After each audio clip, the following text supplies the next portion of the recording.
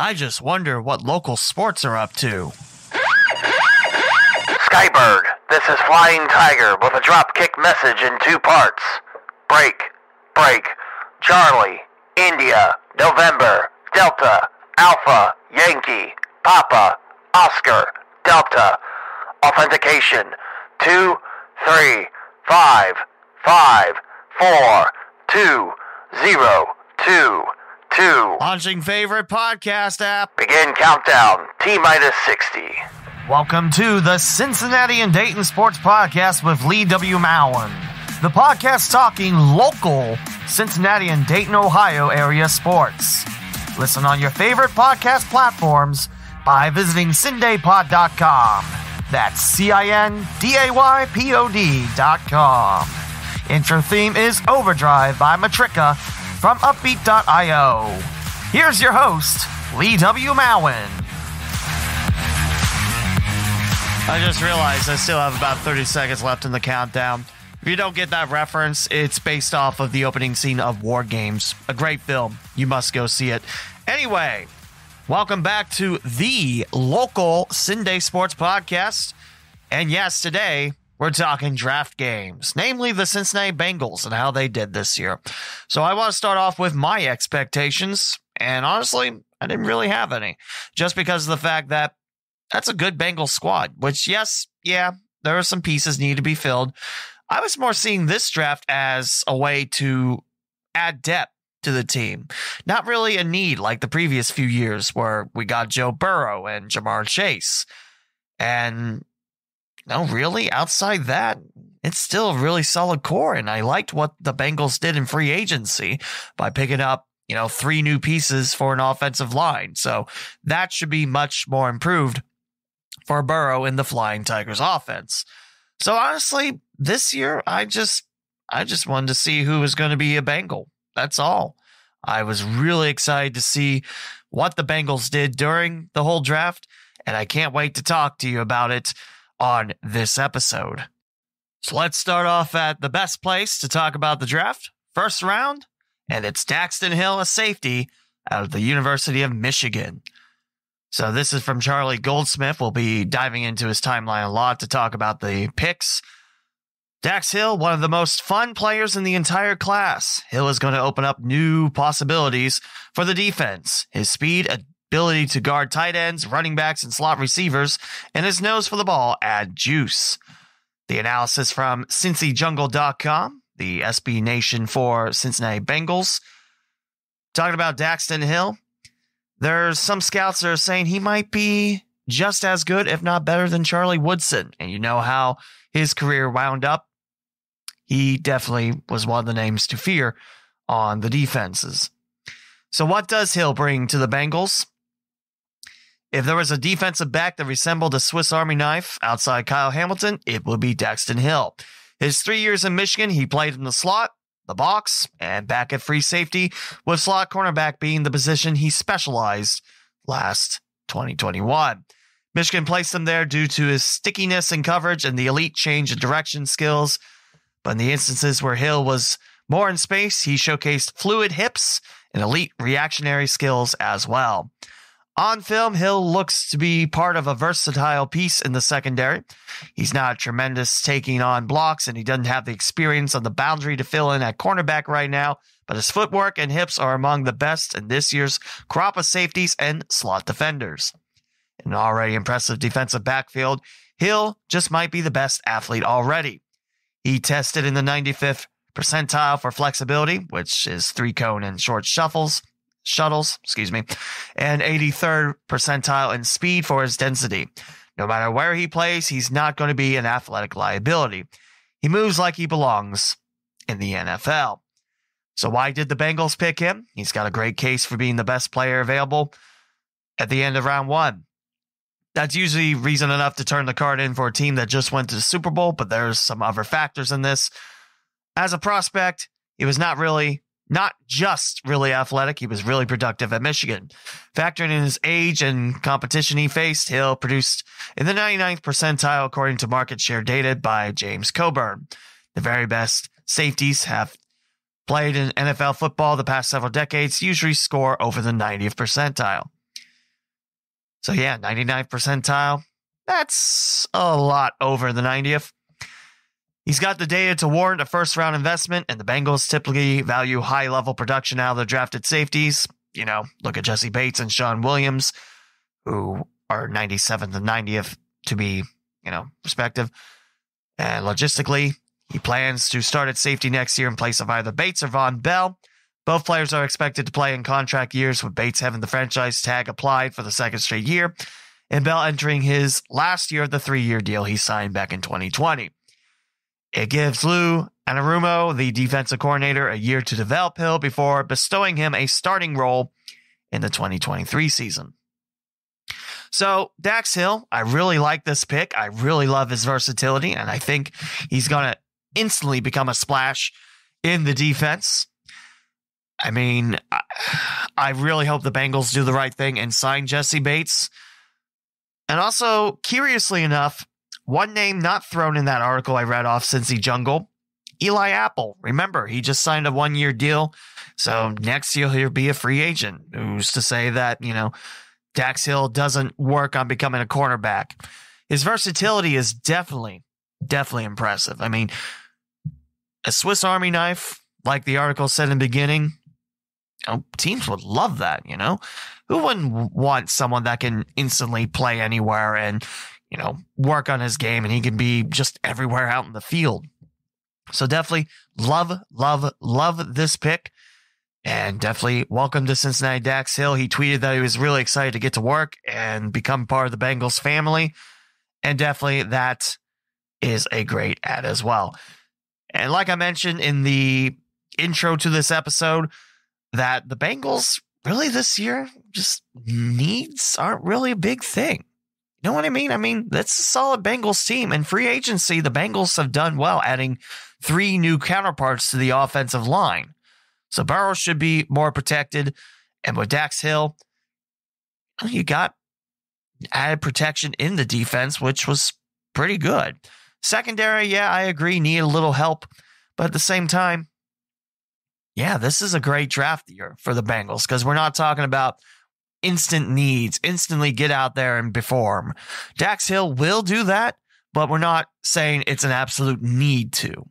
So he has a little bit of time to grow and become part of Lou Anarumo's schemes and really just be, a Cincinnati Bengal. And he can enjoy his rookie year. And I honestly think he is a great draft pick for Cincinnati. So welcome to Cincinnati, Dax Hill. Now we move on to the second round. And the Bengals will pick up a cornerback out of the University of Nebraska, Cam Taylor-Britt. This is a quarterback that can compete with Eli Apple for the starting job. And Lou Anarumo mentioned he wants guys who are able to play man-to-man, because when it comes right down to it, when the rubber hits the road, they have to be able to guard. He has proven he can do that. Great pick for the Bengals. And again, it's all about getting cornerbacks to add to depth, and in case Bates and Apple don't come back, and Bell, that's 3 cornerbacks already that might not be back for 2023. Hence, I said might not be back. We got a long time before that. We haven't even started the 2022 season. So here is the 60th pick, the cornerback Cam Taylor-Britt.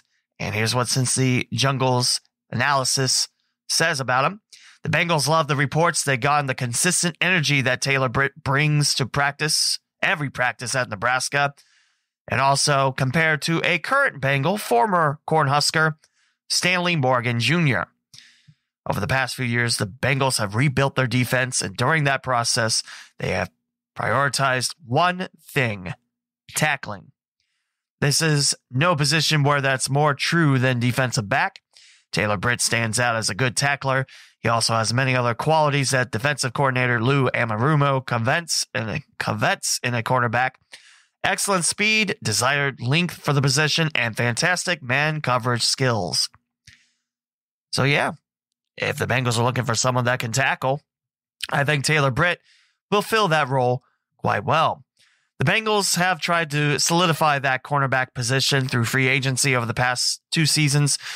And Awuzie, great signing, Chidobe Awuzie, but unfortunately multiple injuries prevented Trey Waynes from being the answer on the other side of the field.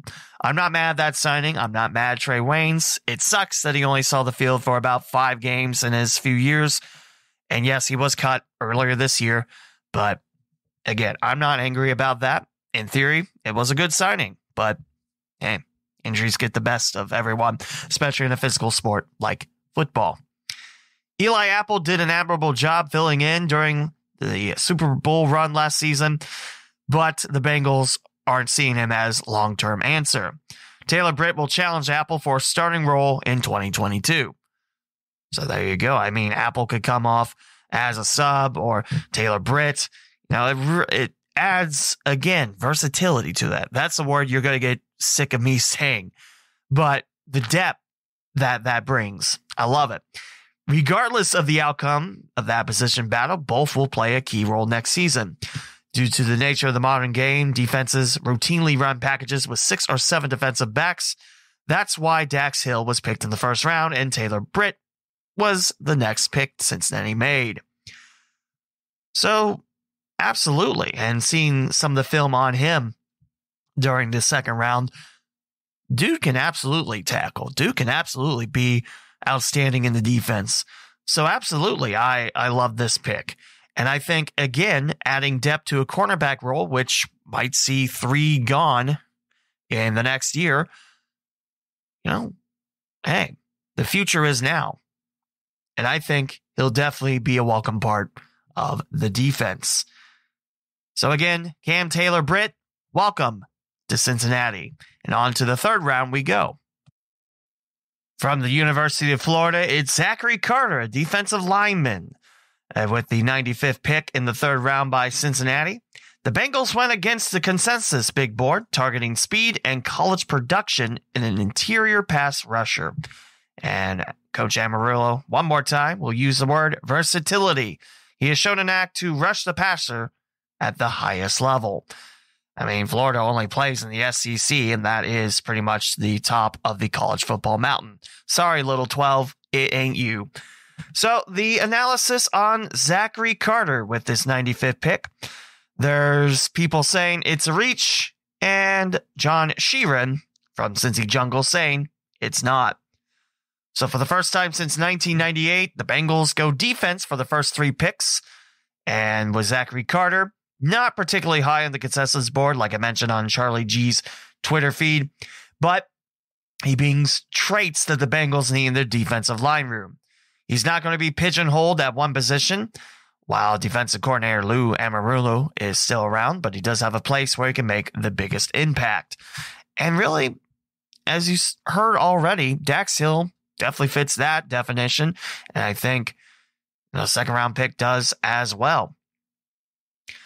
Not many defensive tackles in this class had a lot of backfield production in college, but Carter is an exception. He had a productive final 2 seasons with the Gators, playing mostly on the edge, but also a good amount inside the B-gap. For defensive tackles, his sack market shares ranks in the 90th percentile per James Coburn's data. Carter's tackle for loss market share wasn't too far behind in the 84th percentile, so pretty good numbers all around. There's a lot of crossover between Carter and what the Bengals currently have at defensive line. Not an all-world athlete, but he can win with hand usage, power, and effort. Where he runs into trouble is when his first move is countered and he's laid off of the ball. His best athleticism trait is his flexibility for his size in the 62nd percentile for DTs. In all likelihood, Carter's going to be his most productive when he's not on the edge. He's got 3 technique traits to him, but his length and base make him a good candidate to play 5 technique as well. So why did the Bengals pick Carter, the DT? Those 2 positions are what the Bengals need to fill in at some point in this draft. And Lou Amarillo said after the pick that Carter will start off at 3 tech and recognize his ability to play over the tackle at 5 tech. From a needs perspective, he fits what they didn't have behind and next to BJ Hill. Yes, I know Larry Ogunjobi is still out there, and I honestly think the Bengals might throw him a 1-year deal because he did get the money, but he failed his physical with the Chicago Bears because of that injury he suffered against Las Vegas and the Raiders in the playoffs. You know, the one that broke that lengthy playoff drought that Cincinnati had. So Carter doesn't just have quality production from a big program in Florida. He was also a Senior Bowl participant along with Cam Taylor-Britt, the second-round pick. Cincinnati's made it a recent habit to pluck players who spent time in Mobile, Alabama for the premier collegiate all-star game. Carter is the 12th Senior Bowl defender this team has drafted since Zach Taylor took over as head coach in 2019, and 9 of them are still with the Bengals. Coming from an SEC school certainly doesn't hurt your chances in the Bengals' eyes. Carter had quality production against quality opponents during the 3 years he played significant snaps. Strength of schedule typically validates the quality of production a player has, and Carter is no stranger to finding the ball. Again, SEC, yeah, it's the top of the college football mountain. And if you think the Big Ten is, no. So honestly, again, we're talking versatility. I told you you'd be sick of that word by now. Versatility. And honestly, I think he'll grow to be a nice piece of the defensive tackle puzzle.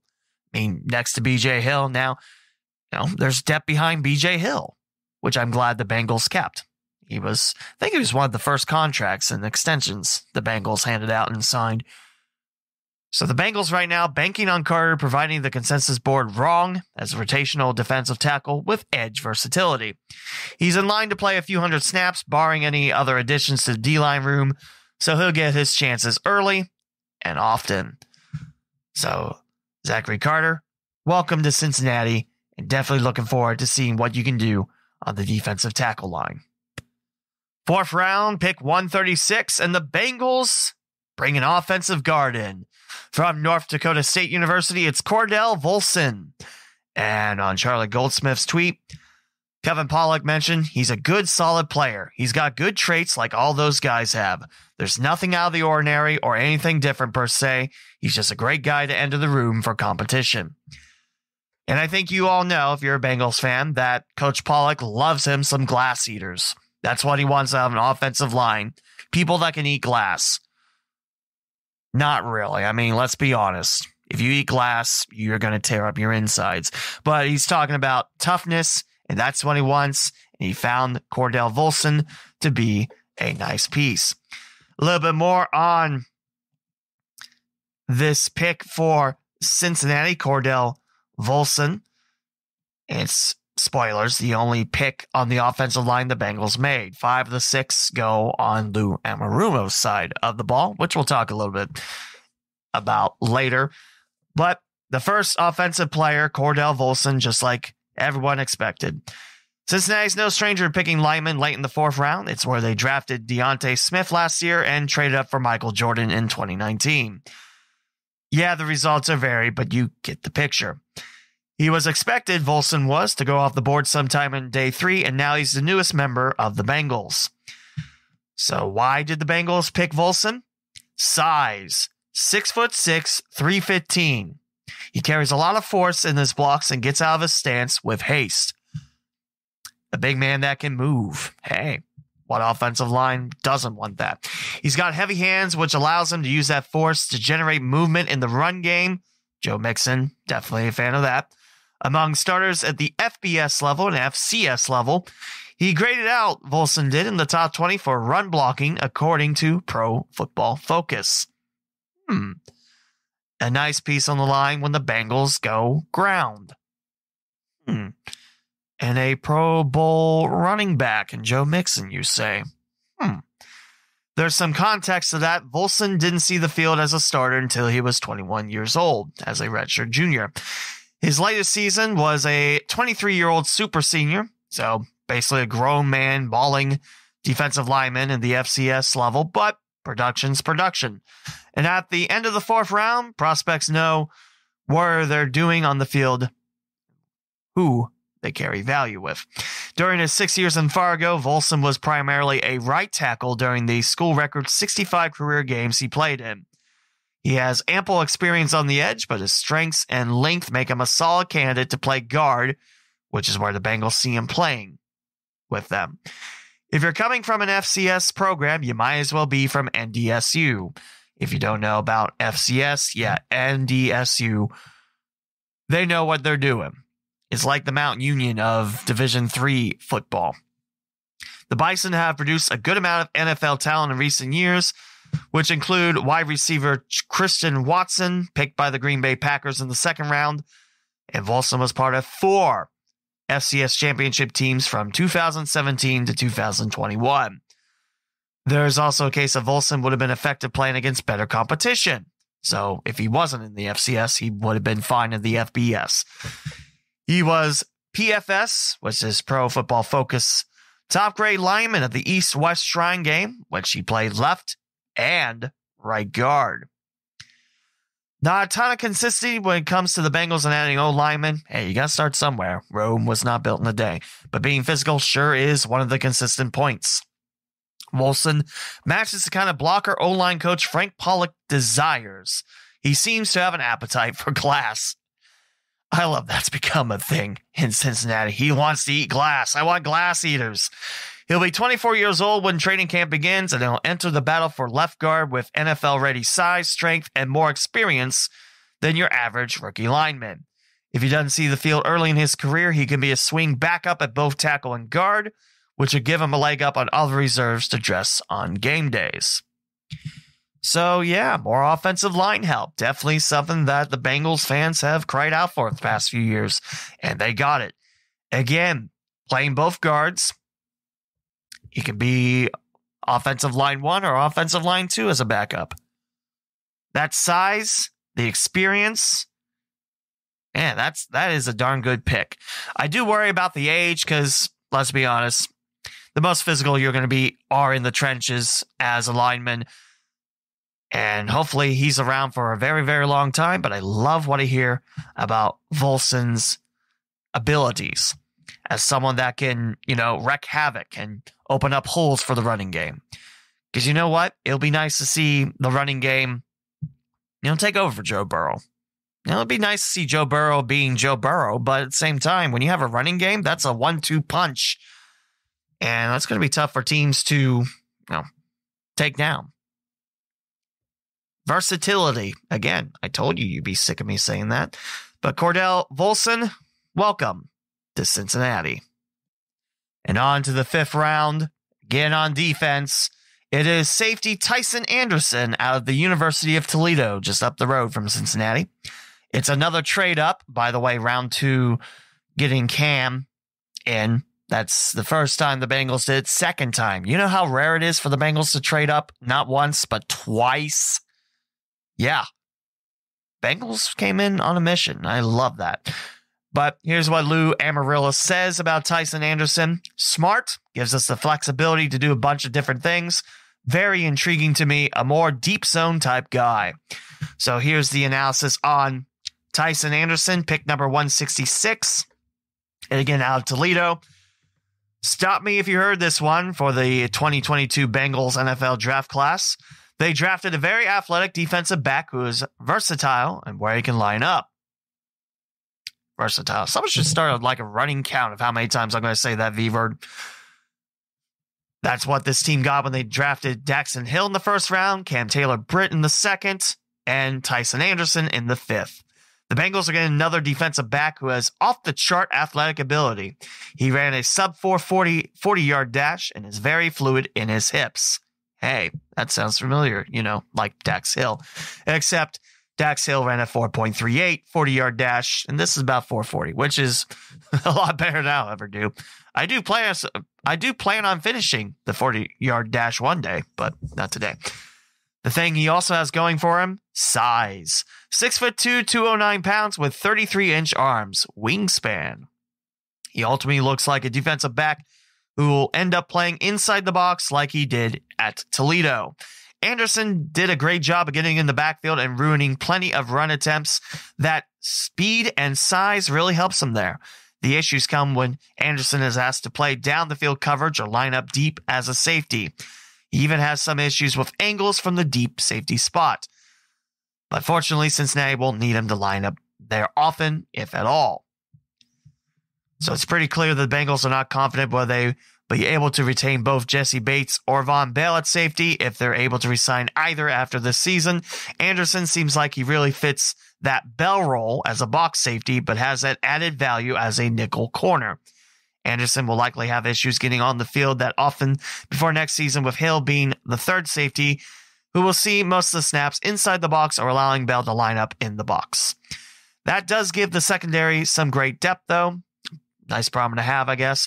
The thing Anderson has over Hill is that he is more stout. Hill is big and lengthy, but he needs to fill out his frame just a touch. Anderson comes in as a bit more physically imposing defender. The most we may see from Anderson on defense this season is lining up on earlier downs when the team is expecting to run from the offense. He is also security in case any of the safeties unfortunately go down. It's football. It tends to happen. They will be able to have Anderson come in to rotate roles around as well. You also see plenty of this guy on special teams with his speed and ability to tackle. That isn't the sexiest thing, but hey, it's great for a special team that did a fairly good job last year already. Anderson doesn't have the coverage ability currently to push more of a role, but he will have at least a season to develop before he's asked to fill such a bigger role. So, I definitely like this part. It's another good run stopper for Cincinnati. And you heard the problems, which he's not ready for a cornerback spot, a safety spot, because he's going to need to work on his coverage skills. But I still like this spot in the 5th round. And, almost compared to Dax Hill, a little bit more physicality to Anderson's game. But I still honestly think this is a solid pick. Again, like I mentioned, depth. That's what we're talking about today. Depth for the Bengals, and it definitely adds more to a good formation. So, Tycen Anderson, welcome to Cincinnati. And we skipped the 6th round because the Bengals didn't draft in that round. To the 7th round, and the last pick of the draft for the Bengals. Pick number 252 out of Coastal Carolina. It's defensive end Jeffrey Gunter. And here's what Charlie Goldsmith said. Zach Taylor says he fits some depth for us. He'll come in as a designated pass rusher type guy, but can come and play different roles for us. What's that word again? Yeah, you heard it a bunch of times. So here's the analysis on Gunter, the final pick for the Bengals this 2022 draft. Big, strong, athletic player. The quickness to rush the edge, but also the power to collapse the pocket. In a word, tools. They finished the draft with the 252nd pick, picking defensive end Jeffrey Gunter out of Coastal Carolina. Gunter posted a relative athletic score of 9.73 and particularly stood out for his speed and explosiveness. He ran a 4.740 and had a 10-yard split of 1.57 seconds. His vertical was 35.5 inches and his broad jump was over 10 feet. He brings something else that the Bengals love. Consistency. You thought I was going to say versatility there, didn't you? Well, crap, I just did. Gunter had 6.5 sacks in each of the last 2 seasons and 18 during his college career. He also impresses against the run and had 40 tackles for a loss over the course of his time with the Chanticleers.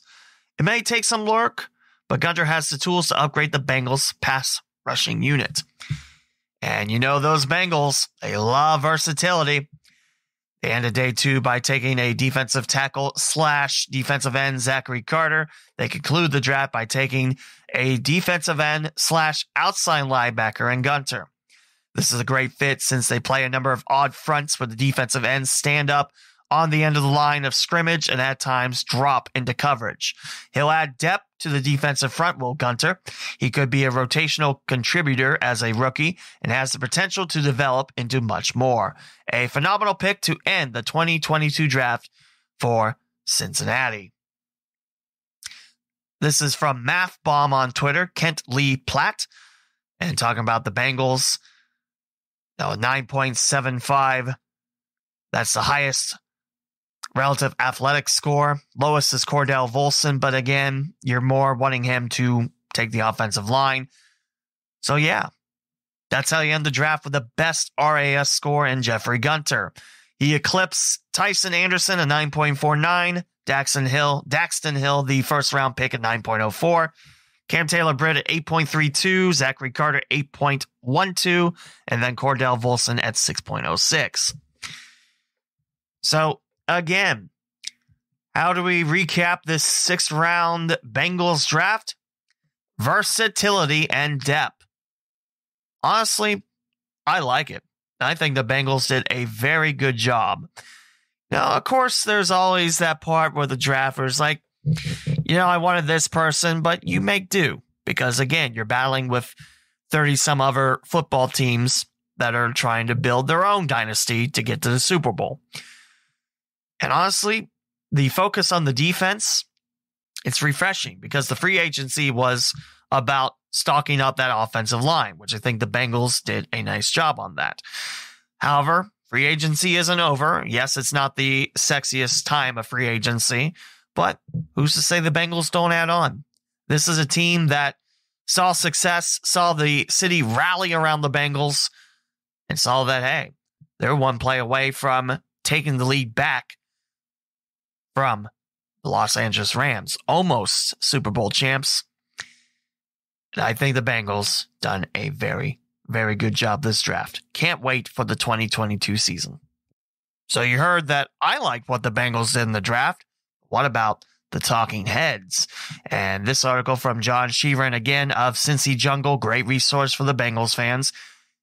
He rounded up all the talking heads grades, and it's passing grades all around for Cincinnati, which is great. Appears the Bengals are hanging on to a 3.0 GPA. Didn't realize that drafts were equal to classwork, but hey, there you go. So here's some of the talking heads' thoughts. This is from Dane Brugler of The Athletic, and he ranks the Bengals 14th out of 32. So not a letter grade like everything else will be, but he says Bengals towards the middle of the pack.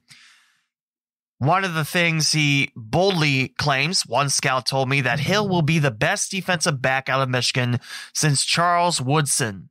I think I've already mentioned this. I forget if it was first take or the take I'm keeping. But Charles Woodson, great NFL career. So hopefully great NFL career with Cincinnati. And it's hard to disagree. The appeal with Hill is his versatility to play anywhere in the secondary. He can attach himself to slot receivers as a nickel, play more of a two-safety look, and realistically could line up outside with his above-average athleticism. So that's what Dane Brugler said. Mel Kiper Jr., no real talk about it, but he gives the Bengals a solid B. I almost said Bengals. What the heck is a Bengal? I don't know. Pete Prisco of CBS Sports gives the Bengals a B. This team has really improved in the offseason and can again push for the Super Bowl. They need help in the secondary, and they landed it with 3 picks there. 3rd round defensive tackle Zach Carter is a player to watch. I agree.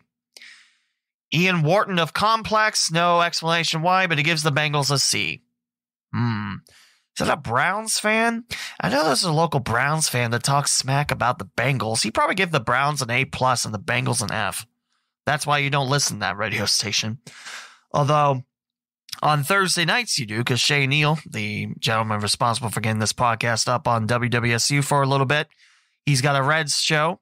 So I will probably listen into that, because Shay's a good dude. He's a good friend. Chad Reuter of NFL.com gives Cincinnati an A-.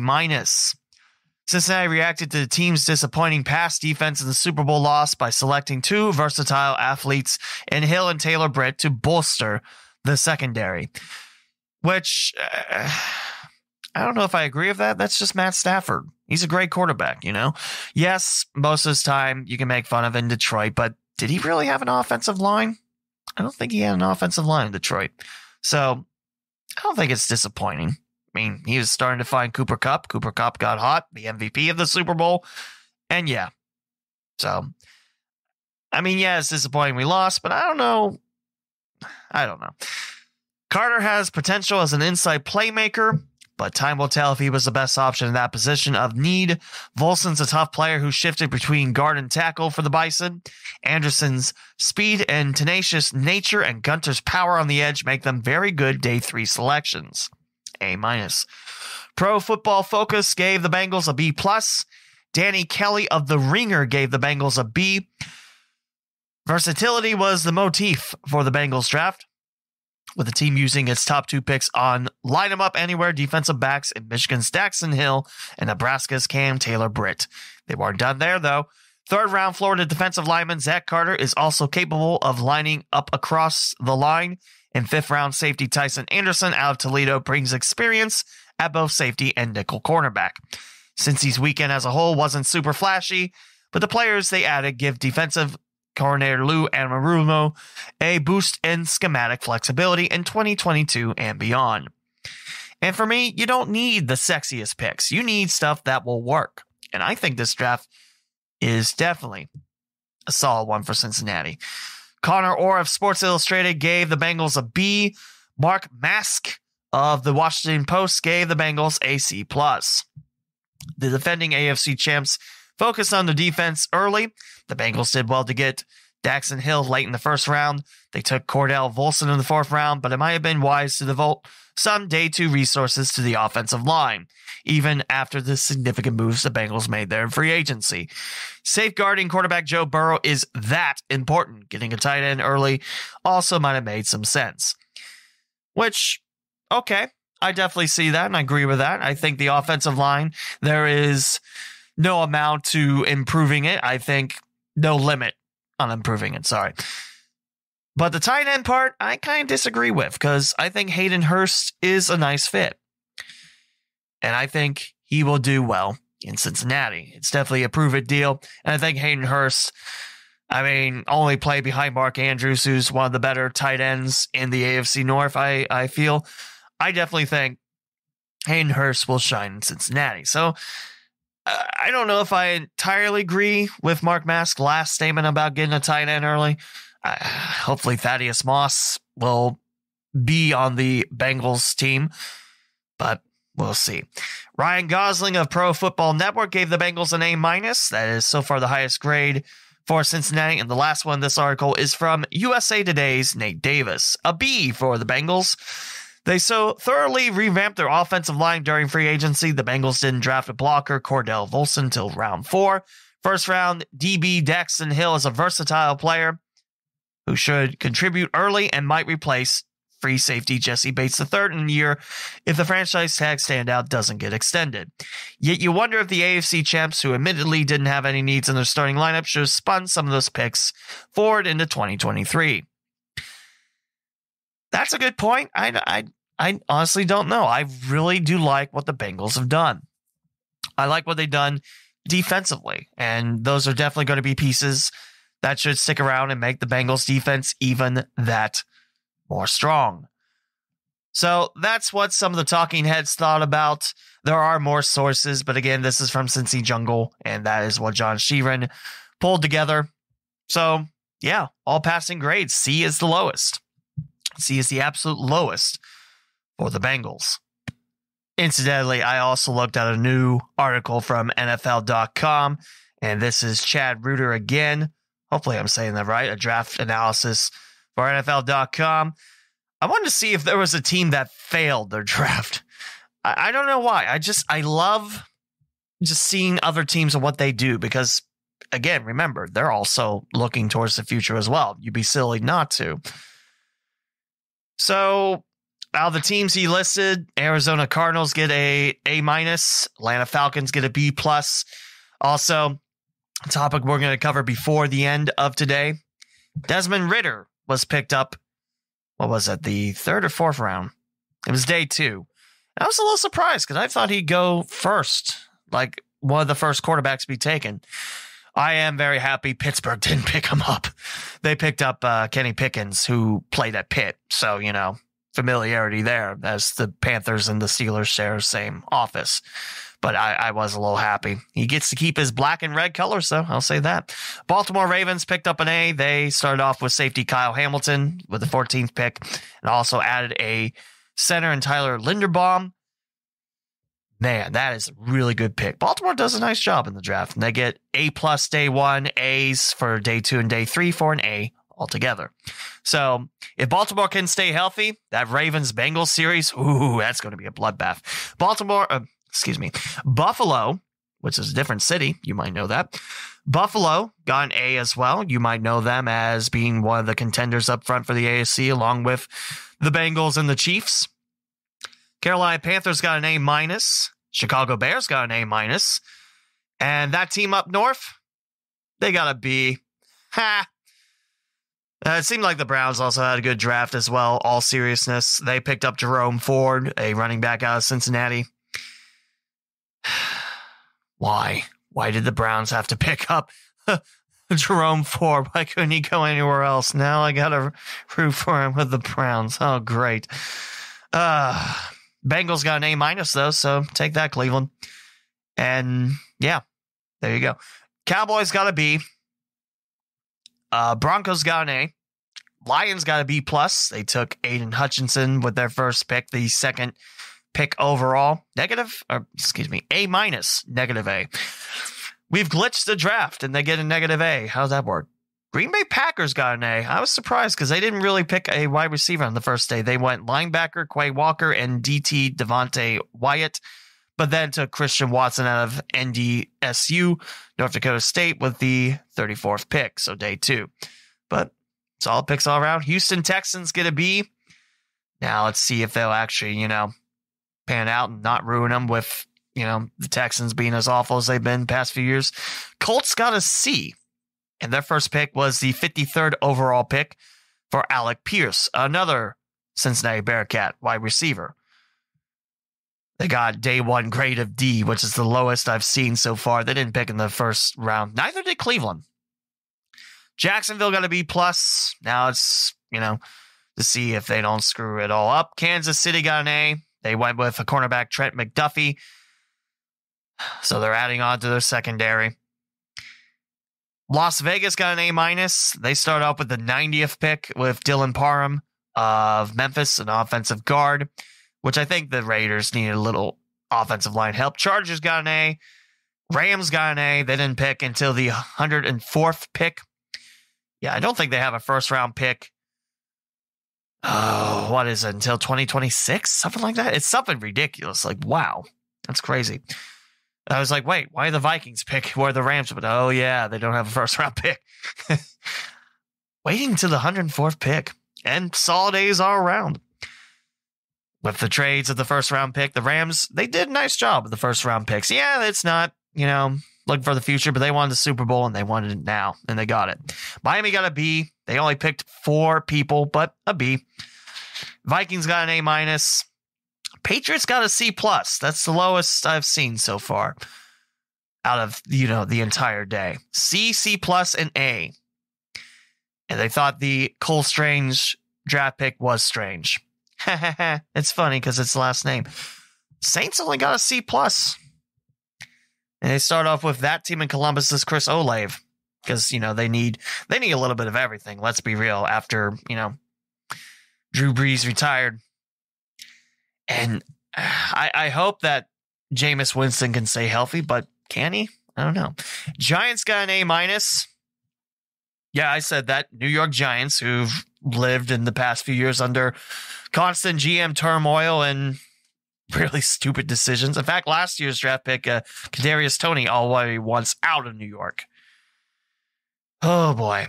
But Joe showing the new GM, firm grip of the Giants' top 7 picks to get Thibodeau and a massive right tackle in Neal. So, yeah. And the Jets in A. What is this world? The New York football teams are actually making wise decisions? I don't want to live in this world. I want someone else to make fun of. No. They picked Sauce Gardner with the 4th pick. Yeah, I know there was a lot of Bengals fans wanting Sauce to drop to the Bengals, but it wasn't happening. He's the best cornerback in, the draft. So definitely, nice job, Jets. Nice job, Giants. Philadelphia got an A. They start up with defensive tackle Jordan Davis out of Georgia. And really solid grades. Steelers got an A-. Again, sorry, Steelers fans that might be listening to this. I'm glad you didn't pick up Desmond Ridder. Can you imagine that series, though? Steelers and Bengals with Ridder v. Burrow? I can. Would have been downright fantastic. 49ers got a B-. They start up with Drake Jackson of USC. Seahawks got a C+. Tampa Bay got an A. Titans also got an A. They traded A.J. Brown to the Eagles to pick up Traylon Burks of Arkansas with the 18th pick. Commanders got a B. I'm disappointed. There's no Fs. How am I supposed to make fun of another team if there's no Fs? The lowest grade I saw for a day was D. What is this? All making smart decisions? Crap. Anyway, that's the whole NFL draft. I spent a little bit too much time on that, but now to the undrafted free agent signings. Undrafted free agent signings are like a box of chocolates. You never know what you're going to get. And taking that line directly from Forrest Gump and adding it into this reference, basically, undrafted free agents didn't get drafted, but still a chance to try on and get on a team. And the Bengals have done their fair share of undrafted free agent signings. Jason Markham, also Cincy Jungle, did an excellent job on getting everyone, and I mean everyone. There are a couple of local ties to these signings, and I will tell you about them in just a moment. But all of your undrafted free agent signings look like this.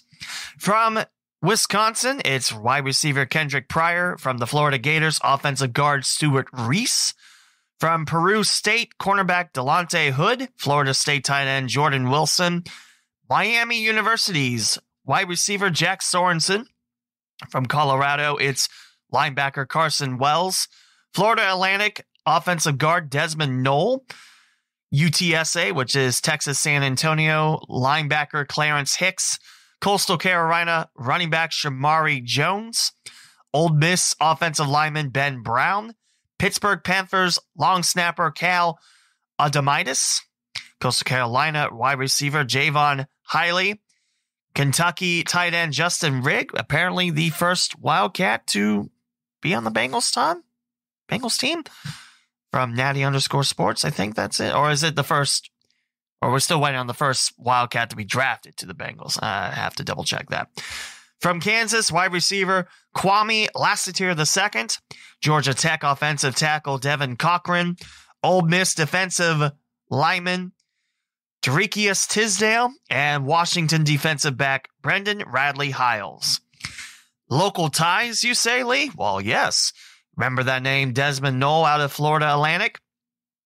Coleraine alum. Coleraine Cardinal. And, Coleraine had a great run as a dynasty in Cincinnati, and up until this past football season, never lost a first-round playoff game. Never. Isn't that crazy? And Coleraine almost beat Elder, at Elder, the Pit. If you know your high school football in Southwest Ohio, you know the Pit is probably one of the toughest places to play in Cincinnati just because of the environment. It's a beaut. You've never been to the Pit? Go and check it out. There's also a couple more ties. You heard Jack Sorensen played up the road at Miami. Good MAC program. And Chuck Martin's done a great job churning out this Redhawks team to be a constant Mid-American Conference winner. So definitely loves the job. Definitely love the job he's doing at Miami. Don't know why I can't talk anymore. Sorry. Laura Haller, contributing writer for Dayton Daily News, mentioned Springboro, they have a Cincinnati Bengal. Remember that tight end I talked about, Justin Rigg? Yeah, former Panther. So this article is talking about it. There's a little bit of coverage on UDFAs, but not as much as the draft. Not unexpectedly, just because there's a lot.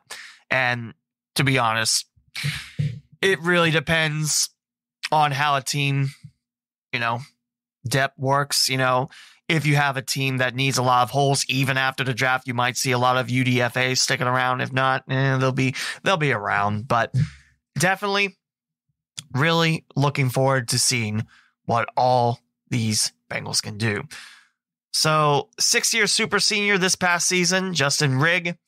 He took part of the Bengals local pro day the week before the draft. He caught 20 passes, which is third on UK's team, for 189 yards and 4 touchdowns, as the Wildcats shifted over to a more pass-oriented offense. Often asked to be a blocking tight end throughout his career, but showed he could be a passing threat in the limited targets he received, finishing his UK career with 50 catches, 547 yards, and 5 scores. That might be a need. You know, I mean, if you think about it, I like Hayden Hurst. Also, if Rigg can get up in the tight end rankings, I'd be sad if Thaddeus Moss didn't get a shot, but Rigg is the real deal on the tight end line. He can block, he can catch. Yeah, that looks be very, very solid. And Miami wide receiver Jack Sorensen, he had a great year, 76 catches, 1,406 yards, and 10 touchdowns. So absolutely, Sorensen, he's definitely a big part of what Miami did through the air. So I like that signing. It's not every day you get to say, hey, there's local kids here. So there you go. So the off-season workouts begin Tuesday, May 13th, and rookie minicamp also that day. Starting off, wait a minute. Excuse me, Rookie minicamp is set for May 13th. Off-season workouts begin yesterday on this day of recording. Man, I'm glad I can read on the fly. Oh, boy. So there is more to it. There are scouting reports on the UDFAs on CincyJungle.com. And again, it's a mixed bag if they make the show or not. But I do like that they are getting their shot at the Cincinnati Bengals. And speaking of Cincinnati football, no, the Commandos have not come back. Believe me, I wish they would. Now we're talking UC football, the Bearcats. Great season, and they break a record. Third most draft picks behind Georgia and Alabama, and ahead of that team in Columbus. So 5 Bearcats were picked in the first 100 picks of the 2022 NFL Draft. 4 more were picked on Saturday. This is from Zach Stipe, the Associate AD and Communications Department of UC Athletics. 9 Bearcats picked. The record was held in 2009. Only national champion Georgia and LSU, I thought it was Alabama, had more picks than UC in 2022. The Bulldogs had 15. The Tigers had 10. 9 picks are a school record, surpassing the 2009 draft, which saw 6 Bearcats head to the next level. Cincinnati cornerback Kobe Bryant was selected by the Seattle Seahawks with the 109th pick in the 4th round. Jerome Ford, I mentioned. Cleveland, 156. Why Cleveland? Why punish me like that? Darian Beavers, picked by the Giants with pick 182, and defensive lineman Curtis Brooks to the Colts with pick 216. So, absolutely, this program's on the up and up. And there is news that Cincinnati, and along with Houston and Central Florida, but yeah, who cares about them? Cincinnati might be heading to the Big 12, not next school year, but this upcoming school year. That's right, 2023 in the Big 12. It just really depends how that settlement goes with the American Athletic Conference and those new teams jumping from Conference USA to the AAC. Man, I still can't believe that happens. Hey, we got a Power 5 team to talk about in the area, and not that team in Columbus, which pretends to be a Power 5, but wants to schedule community colleges instead. Luke Fickell, you've done an amazing job since taking over for Tommy Tupperville. But then again, even if you just won a few games, you do better than Tommy Tupperville. Let's be real. Tommy Tupperville's tenure at UC was, oh, how should we put it nicely? A colossal train wreck with semis and tanks and gas fumes, and it was a big dumpster fire with train wrecks. But Luke Fickell, you've done an amazing job at UC. Thank you for building this Bearcats program up, and it's always great that we now have the Bengals who are doing so well and the Bearcats. Football, you can't beat it in Cincinnati. High school, collegiate, pros, we got it going on in Southwest Ohio. And I expect nothing more than another playoff run for UC, a Super Bowl run for the Bengals, and more state title winners out of Southwest Ohio. Looking at you, Whitten Woods, Clinton Massey, for helping bring up the pack. And honestly, we got it made in Cincinnati. Now, if only the Reds were better and not 3-20. I can't believe I had to bring that up. I know, a downer to end the episode. I'm sorry, but hey, at least the Dayton Dragons are first. Got a doubleheader tonight, this Wednesday, and day recording. Yours truly gets to announce his first doubleheader with the Dragons. Really excited. Really, really excited.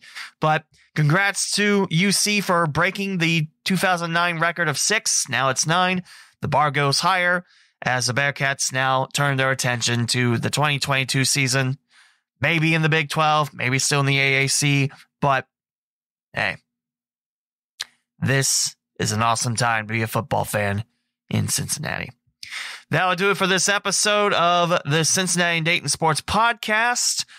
And next time, well, I don't know what we're going to talk about quite yet. It really just, with switching over to topics instead of just covering everything on one full swing, you know, it's hard to say, hey, here's what's up next. But, hey, you know I'm around. We're talking local Sunday sports. Also, Shane Neal's talking the Reds on 1410. And really, that's all the local sports you got on audio. Hopefully one day that gets better. But until then, you got this podcast. You got me. We're talking local Dayton and Cincinnati sports. Talk to you again for episode 236. And what references will I make there? I don't know. I just thought this up last week when I wanted to talk about the draft. We'll talk to you again next time. Thank you for listening to the Cincinnati and Dayton Sports Podcast with Lee W. Mowen. Be sure to bookmark CindayPod.com, spelled CINDAYPOD, the official website of the podcast. You can find your favorite ways of listening to the local Cinday Sports Podcast, such as Apple Podcasts, Spotify, TuneIn, Google Podcasts, Pandora, Amazon Music, the iHeartRadio app, and many more. You can also purchase merchandise from TeePublic and Redbubble to help support the podcast. Follow on Twitter, Instagram, and Facebook at CindayPod, and the host at the Lee W. Mowen. The closing theme is Cosmopolitan from Pecan Pie on Uppbeat. This is Lee W. Mowen signing off another episode of the Cincinnati and Dayton Sports Podcast. Thank you for your continued listenership, and join me on the next episode.